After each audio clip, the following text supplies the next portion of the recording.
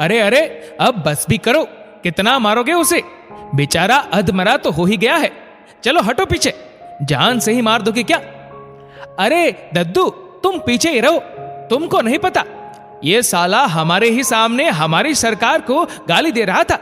ये देशद्रोही है साला, इसे सबक सिखाना बहुत जरूरी है। अच्छा, मगर इससे पूछ तो लो कि ये इस सरकार को गाली क्यों दे रहा है? अरे इसमें पूछना क्या है, इन लोगों का तो काम ही यही है। इनकी सरकारों ने तो आज तक कुछ किया नहीं, अब हमारी सरकार इतने बड़े बड़े काम कर रही है तो इन सालों को मिर्ची लग रही है। सिवाय नुक्ताचीनी के और कोई काम ही नहीं बचा है इन लोगों के पास। मतलब तुम लोग ये कहना चाहते हो कि जो इस सरकार के कामों में कमियां निकालेगा तुम लोग उसे पीट दोगे? हाँ, जरूर पीट देंगे। इतना सही काम करने पर भी जो लोग कमियां निकाले उनका यही हाल होना चाहिए। बहुत बढ़िया। वैसे तुम सारे लोग इसी लॉज में रहते हो? हाँ, हम सब यही रहते हैं। और ये जिसे पीट रहे हो, क्या ये भी तुम लोगों के ही लॉज में रहता है? नहीं नहीं, ये तो सामने वाले लॉज का लौंडा है। मगर तुम ये सब क्यों पूछ रहे हो? तुम हमारी पुलिस में शिकायत करने का तो नहीं सोच रहे हो दद्दू? अगर सोच रहे हो तो आगे का अंजाम भी याद रखना। हम तो स्टूडेंट्स हैं, 1-2 दिन में बाहर आ जाएंगे, मगर तुम्हारी बुढ़ी हड्डियों को जुड़ने में बहुत वक्त लग जाएगा दद्दू। तौबा तौबा, कैसी बात करते हो बेटा?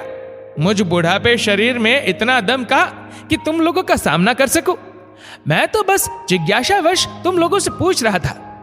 हाँ हाँ ठीक है, अब निकल लो यहां से, खामखा बीच में न पड़ो। हाँ निकल जाऊंगा, बस थोड़ी सी और जिज्ञासा जगी थी, इजाजत हो तो वो भी पूछ लूं। अरे यार, कहां इस बुढ़े के चक्कर में पड़ गए हम। अच्छा पूछो जल्दी, क्या पूछना है? और मैं ये पूछ रहा था कि तुम लोग कॉलेज स्टूडेंट्स हो या फिर तैयारी वगैरह कर रहे हो? नहीं, हमारा कॉलेज तो कई साल पहले ही खत्म हो गया था, हम तो अब सरकारी नौकरी की तैयारी कर रहे हैं। वाह भाई, ये सुन के मुझे तो बहुत प्रसन्नता हुई। यानी कि आप सब कल को जाके सरकारी महकमों में बैठेंगे। बहुत बढ़िया जी। अच्छा बेटा, एक बात बताना, कितने साल से तैयारी कर रहे हो? जी मैं 1 साल से। जी मैं 3 साल से। और तुम्हें बेटा? जी वो मुझे 5 साल हो गए। अच्छा, 5 साल से तैयारी कर रहे हो, मगर अभी तक सरकारी जॉब नहीं लग पाई।